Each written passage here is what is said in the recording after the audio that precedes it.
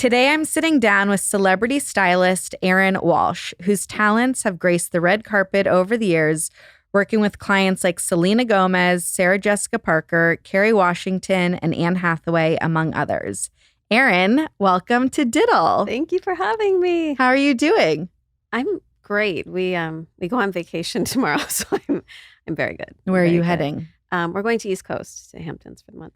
It's the best. I just came back from there, and one of my sisters is there right now, and it really is a magical place. I feel like, look, the Hamptons is its whole thing too, but I like the idea that if you want to be calm and like do your own things there, you totally can. And then if you want to have some of the, nonsense, you can too. But yeah, we moved here from New York, so we used to go there in the summers every year, and we haven't done that since we moved to LA. So very excited. On DITL, we always start at the beginning of your day. So what time do you wake up and how do you get your day started? Do you want like breakdown of like supplements and everything? Okay. We're getting really into the minutiae and the micro details. I find that because I can travel and do travel a lot for work during the year, that like these morning details are pretty important to me, staying balanced and keeping in rhythm. I have epilepsy actually since I was 15, so I take my medication for that. It's called Keppra. I'd love to wean off of it if anybody has any advice how to do that. But like running a business and having kids, it's like getting off of epilepsy meds feels scary. So still taking that. I take magnesium oxide every day. I think that like balances your body. I take glutathione from Symbiotica first thing when I wake up. I make hot water with lemon. I love Array's new products. I've been taking the MB1 because I find like energy wise, it's just, I don't know. I need to research more what's in it, but I really like it and I like how it makes me feel. I take Symbiotica liver health supplements. I really like those. And I eat pretty healthy, but I think it's like a stress cortisol thing. Like when you have so many balls in the air, I just started guessing that maybe my liver was getting whacked out of balance, and now I'm 41, so I was like, let me support my liver. So I do that, and I make an espresso pod that I put on ice with almond milk and Symbiotica magnesium. I told you there's Symbiotica. I also need take a deal here. Probiotics. I've taken those for years, and I love those. I take one of those in the morning. Are there any rituals that you and your clients do? Like whether it's on a big day or, it's like Anne at the Met or Selena on a red carpet or whatever it is. Like, are there any rituals that you and your clients have built over the years that have become musts? It's so funny. I wouldn't want to disclose what somebody's personal practice is without asking them first. But I do find that depending on the occasion and on the day, that everybody, whether it's me or ex-person I work with, you might need a different ritual on a different day, depending on like what's being asked of you and how you're meant to serve. I am an asset, but I try to inject that into this too. I think a lot of people come from an ego-driven place and they try to like impose that. I think like you bring it to the table and you see how it fits best and how you can support, which is, I can be a very good leader, but I think there's times for me to do that. And I think leadership is also knowing your place in the ecosystem, right? And not making it about you sometimes. Mm-hmm. And being collaborative. I think I actually know that the most magic happens when you, I think being in the flow is about being collaborative, like with others and with the moment. And that's when magic happens. Not like me stepping forward and being like dogmatic or whatever, you like bring your vision, but be collaborative. What are activities that you like to do in the morning and activities and things in the afternoon or evening even? I put crystals in the bath, and what's funny is in the water.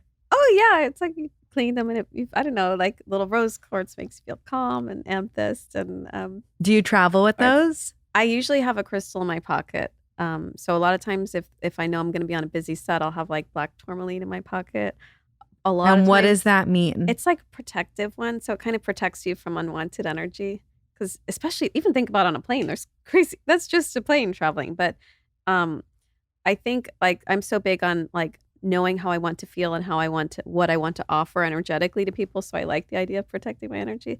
But yeah, I like my kids, they started having little crystal jars in the room, and I didn't know that Matilda, my oldest, she was taking a bath in our room the other day, and she like walks out with a towel on her head, and she has a little bowl of crystals. I'm like, "Did you bring your crystals into the bath?" And she's like, "Yeah, of course." Like, I love that. this is really funny. Do you give clients crystals based on what's happening? On set a lot, or if I can see something. A lot of times without telling them, I'll like slip a crystal in their pocket. Like usually it's rose quartz because that feels calm. Or if it's like a intense vibe, might be some tourmaline. It sounds so witchy. I'm not a witch, or maybe I am, but I'm a good witch. But yeah, I do that, and like most of the time, people are like, "Oh my god, thank you." Like needed that, you know.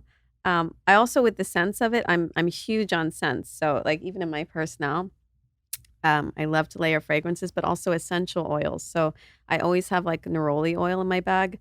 And that's great to layer with any scent that you're wearing because it's very calming. And so like if you're traveling or things are getting a little hectic, if you just rub it together and smell it and like put it on your neck, it's like it changes the mood and it's a little reset moment. I feel like really we need an Erin Walsh apothecary store of like your line of candles and essential oils. It would have and fragrance. Have like aprons and house dresses. It'd have like, you know, like we can get into that. Yes, I can already see that happening. It already exists in my mind. Anne Hathaway, I feel like has just taken the world by storm with her red carpet moments in the last couple of months and last couple of years. How do you plan for that? Well, here's the key. You do as much planning as you possibly can. And I'm in the process of like planning a lot for another client right now. You have to, I used to work with Sarah Jessica Parker, who I love and admire so much. And something she said, we had interviewed her for the magazine that my husband and I created, Subject Journal. And she said that preparation is the antidote to regret. So you do all the homework, you do all the prep, you put all the parts in motion. You cannot possibly prepare for like a star exploding, but you should be prepared for that. And be enough in the flow of things that as things shift or look, like schedules change on me all the time. So I can prepare as much as I want, but there's still gonna be more thrown my way and things changing and shifting. And you have to be agile and flexible. And that only happens when you're in the flow and you're like listening and you're attentive. And you're doing the 3D chess of it. Like, well, if this happens, then this might happen. And you try to plan. You imagine, you dream big to manifest together. And if my job with the people that I'm working with is helping them shine as the best version of themselves so that they can better tell their story and serve the world, then yeah, I have to see bigger than just what's right now. It's like, well, this happens, and so could this. There was this iconic moment that she had a couple months ago with the comma. And there's like the hot, fuchsia, hot pink. What color are we calling that? That's pure Paolo Valentino pink. Yeah. Okay. Yeah. Barbie pink. Maybe. Barbie pink. So we have this like iconic moment of comma.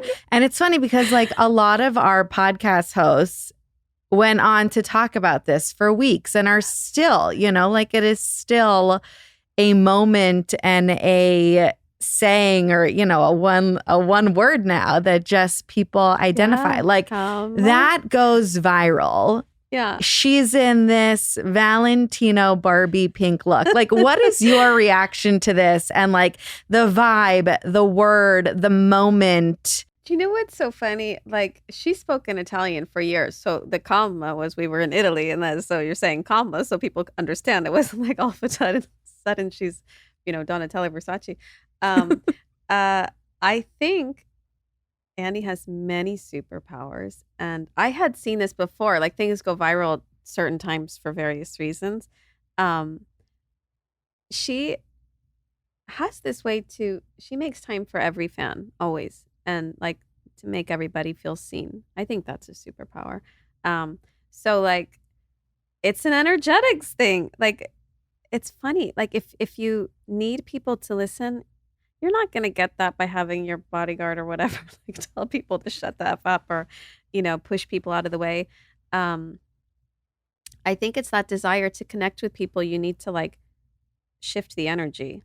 So how does everything get to where it's going? Like I think about it, I'm like, oh my God, what if the dress doesn't make it to the, in time for the premiere? Like, are assistants carrying? Well, so like for example, when I went with Annie to the Versace show in February, which was in Milan, and the show was on a Friday in the evening.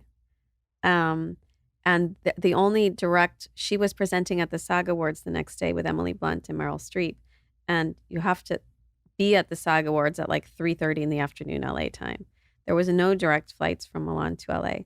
So we got a flight that was at like 6 in the morning, I think. We went to the show dancing a long time at Donatella's house after, which I'm sure you saw on social media. And then, yeah, we leave for the airport very, very early, go through London, and land at 1 and get ready at the airport so she can. But in that case, she got ready at the airport. Yeah, yeah. Like at LAX. Was waiting at LAX because we had an hour to get ready before she had to get in the car to go.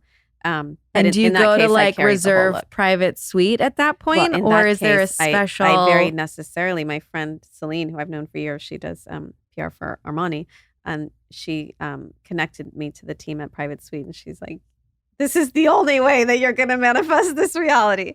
So I'm like, if someone walked into a regular, I think about like a family bathroom at LAX to then see Anne Hathaway, they would probably. Talk about viral. No, this was a very special situation, but it really worked. It was down to the minute, though. Like, we ran in there. And you carried the diamonds dress. Were waiting there. I carried the dress and the shoes. What do you keep in your kit? Like, what's coming with you? Like, what's the bag, and then what's in the kit? The undergarments are so important. If you're in front of people, you need to feel held and secure, and undergarments are a very big part of that. So that's every kind of, Skims is great. Let's just be honest. Like every kind of Skims and Spanx and bra and, accessory that way. What's the most random thing?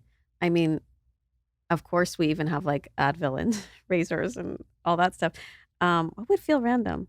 I have CBD oil for the feet.